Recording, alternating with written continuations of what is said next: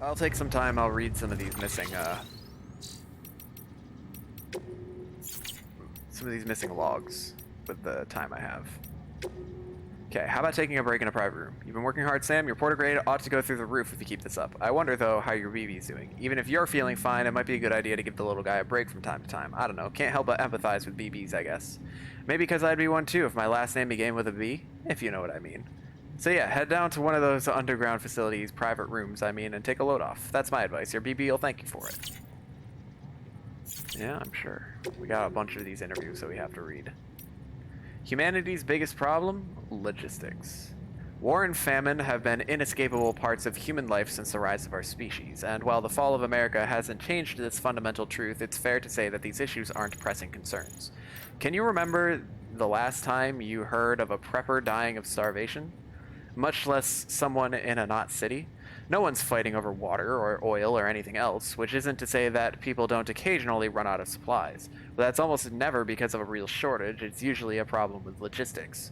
In fact, it was to address such problems that the president created bridges and developed the chiral network.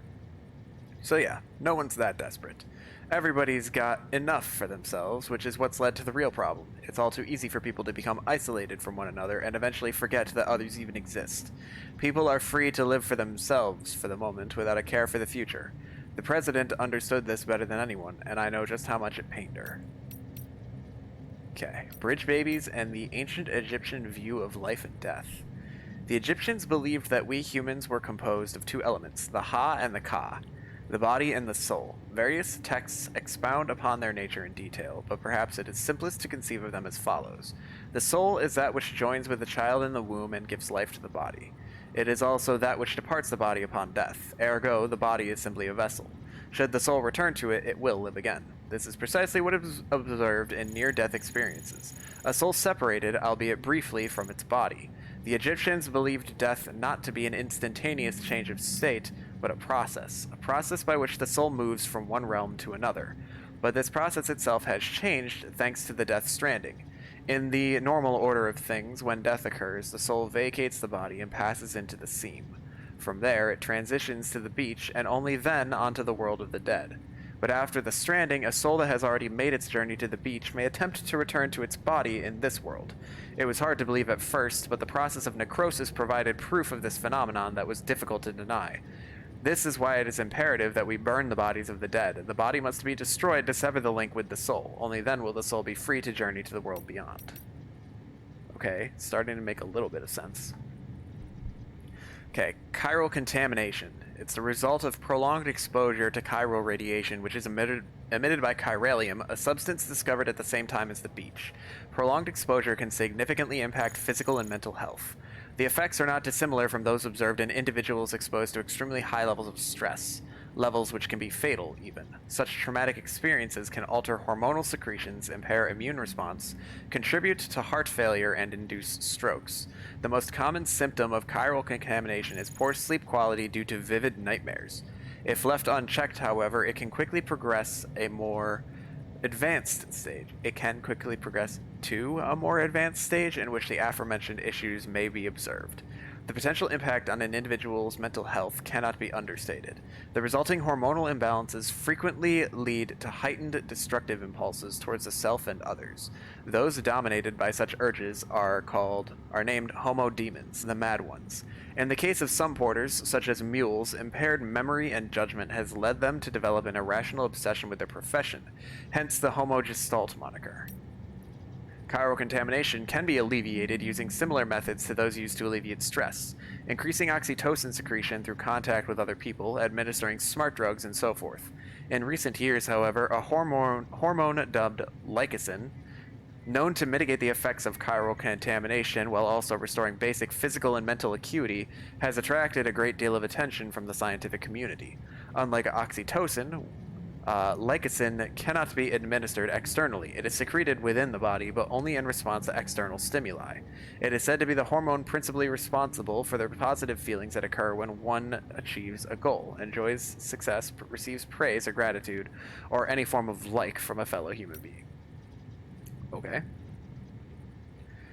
With the discovery of the beach, the fundamental truth of death was upended. I doubt you will find many who would deny this. Alas, we can say little with confidence in any objective or scientific capacity, for our understanding of this new realm remains in its infancy and is ever evolving, much like our understanding of the universe as a whole. Perhaps the closest thing we have to a working explanation of the beach relates to the conception of a multiverse, but I digress.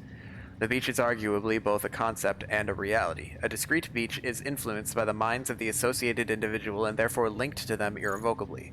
This is why we have so energetically pursued the psychological, psychoanalytical, and neuroscientific angles when attempting to create a unified theory of the Death Stranding, the beach, and related phenomena. There was a fad a while back in which subjects underwent counseling in order to learn more about their beaches, and in so doing gain a greater understanding of the nature of death. Doom's sufferers in particular provided excellent opportunities for study. An interesting theoretical question arose during that period. If a person's beach was a product of their consciousness, might animals have beaches as well? A conundrum on the surface, perhaps, but one quickly resolved. Only human corpses undergo necrosis and become BTs, which proves somewhat conclusively that only a human can possess a beach. And yet this begs another question. If all that is required is a consciousness akin to that of a human, could an AI have a beach, an android? I, for one, do not believe so. Why? Because the function of our beaches is to connect the worlds of the living and the dead. If an entity was never born and has not truly lived and will never know death, surely it cannot have a beach. So everybody has a different beach. Can they connect to each other? That's my question. 2.4 million years ago, Homo habilis started to craft stone tools. Hands are so very important, don't you think? Our other sensory organs passively interpret data. Our eyes light, our ears sound, our noses smell, our mouths taste. But hands are different. To touch requires conscious action. To grasp, more so. To connect that which is in our left hand with that which is in our right, still more. And the handprints we see when BTs seek out humans? Why, I'd say that's just evidence of our otherworldly friends yearning to forge a connection.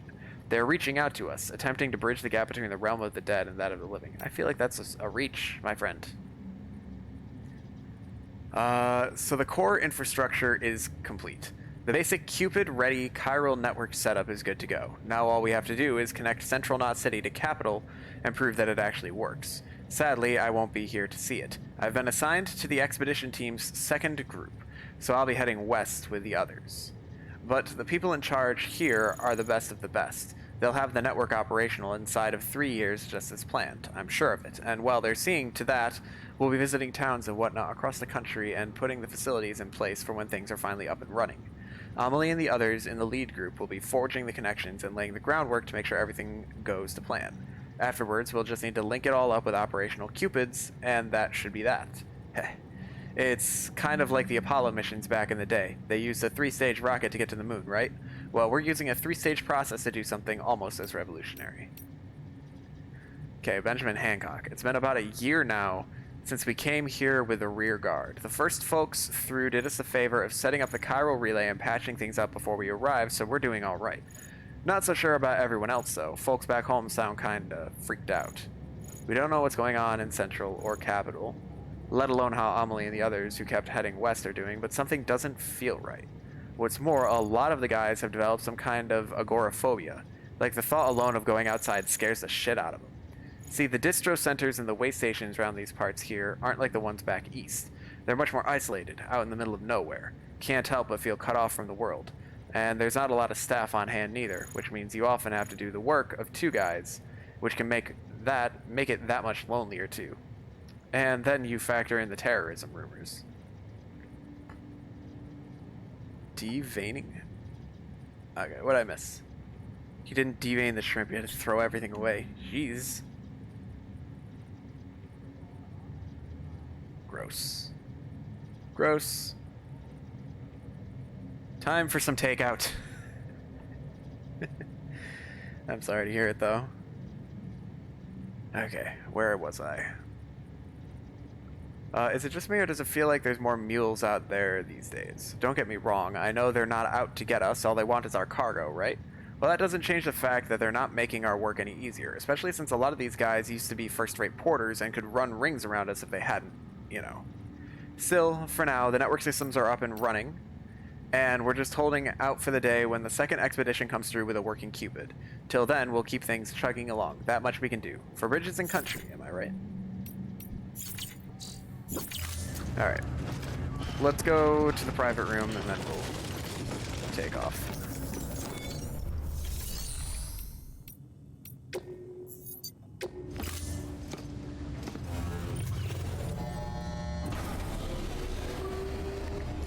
Another day of busy delivery work. Eating the spaghetti squash with plain pasta sauce, some melted mozzarella instead. Squash was the only thing salvageable. Oof.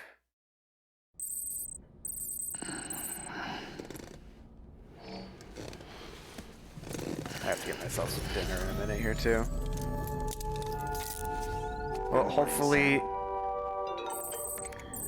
it's a lesson learned and it won't happen again. Okay, walking. I guess I should grab my energy drinks now, shouldn't I? Drink. Drink. Drink. Okay, got my Monster TM energy drinks. Super tasty. I've never had an like any energy drink in my life. Alright, we got a bunch of things I need to read, so we may as well get that going. Okay, test order. I want you to look for some lost cargo. You're doing very well, Sam Bridges. I guess I should expect nothing less from the great deliverer, though. Yeah, I've heard the stories. Rumor has it you're a big Half-Life fan. Once we were united, but now we've been scattered all over. But that's why we've got to keep working, right? Anyway, listen, I've got a favor to ask. I want you to find some lost cargo for me. You know the river to the north of the distribution center, west of Capital Knot City? Just follow it along northeast from the center and should find what you're looking for. It's a cube, so it ought to be easy to spot. You've probably never seen anything like it before, so I wouldn't blame you for being leery, but it's not dangerous. It's really, really important to me. Important as life itself. If you manage to find the cube, it'd be great if you could take it to the distribution center west of Capital Knot City. I'll chuck a bunch of likes your way in exchange, of course, plus a little something extra too. You're the only one who can help me, Sam. I'm counting on you. Okay. And then Jake Wind. Dear Sam, I wonder where you are right now. If it's somewhere powered by our wind farm. If anyone should be benefiting from our work, it's you. Until you brought us into the network, we could only provide power to a small region. Now we can send it to all the big cities and beyond. I'm still not 100% on the details, but basically transmitting it via the beach means we don't suffer any additional loss due to increased distances, so it can go as far as we need it to. Good thing we kept the faith in the second expedition and kept this place properly maintained. You made our efforts worthwhile. We can't thank you enough. 99? I know I have the God of War soundtrack for some reason. Do I have unread? Nope, I read everything. We're good. Probably a bunch of tips. Yeah, that's what it is. Okay, we don't need to read those. I'm clueless enough. No matter how many tips you give me. All right, so let's head out of the private room.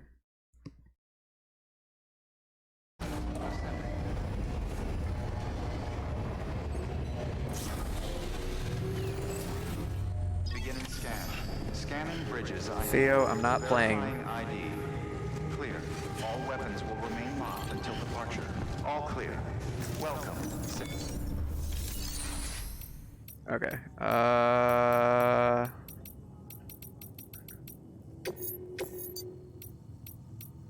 think I already have enough deliveries. What are my current deliveries? A path I laid down was used. That's nice. Okay, that's... No. How do I... Okay, there we go. Okay. Where do I see my orders? View active orders. There we go. Okay. Somebody wants confidential documents delivered to the way station.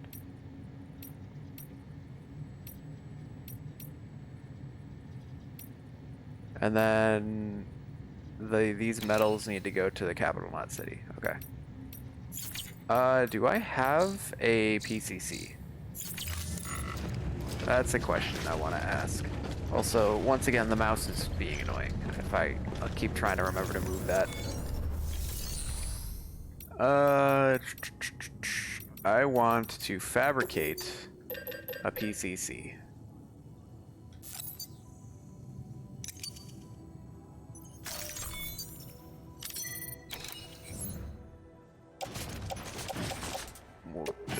this by hand. Or not. I guess we'll just put it on our back. Doesn't matter. Because we're going to be using it anyway. Beginning scan. Have a pleasant journey.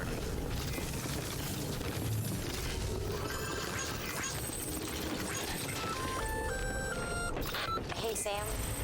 You could probably get that bike running again if you charged it with a generator. Why not give it a try?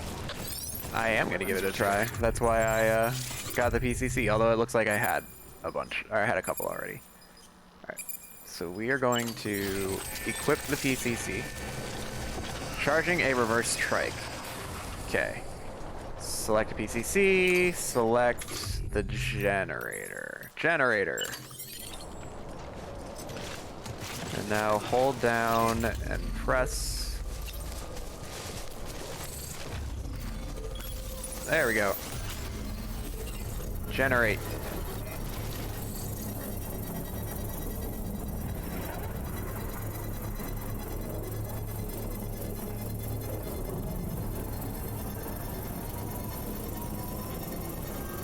It's very reminiscent of Subnautica, the way that they build the things. Yes. Yes, yes, yes, yes, yes. Charge.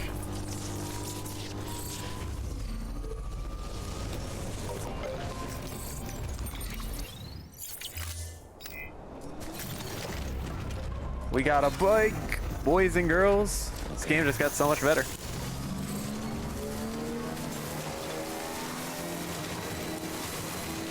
Looks like somebody wanted to try and build a bridge. Not really sure where. Is that the cube? No, that looks like another bridge foundation.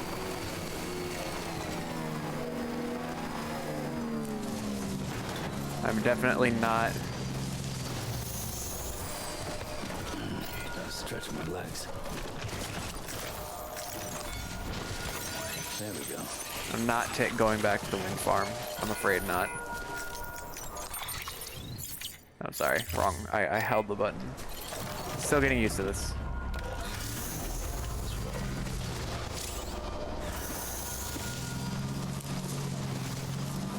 This seems like a kind of a pointless bridge, if you ask me.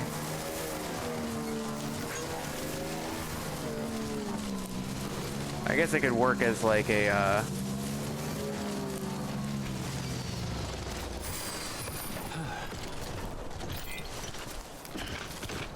since I'm heading here anyway.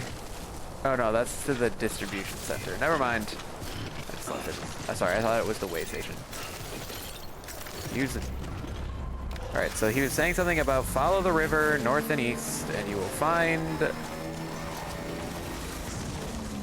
Nice. And I will find a cube.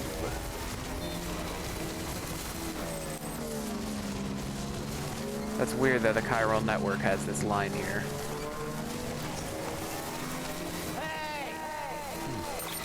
Is there... There's the incinerator. I wonder what I have to do to get to the right of here. Oh.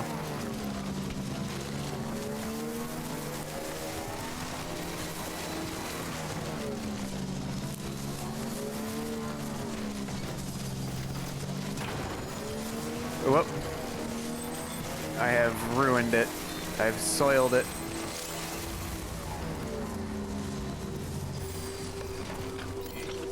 I don't like that music.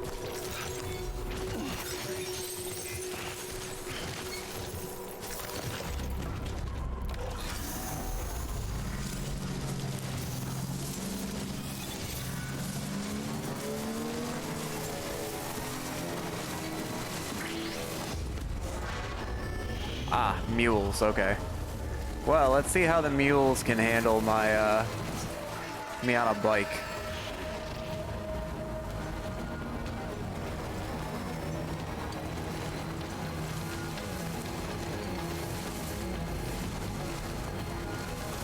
What is that?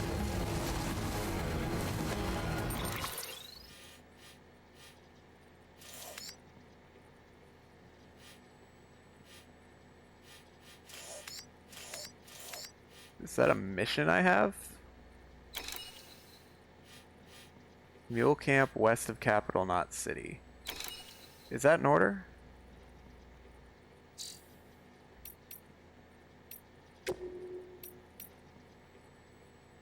It is in order. Well, fantastic. They've already found me. It's not much of an infiltration if they know exactly where I am now, is it?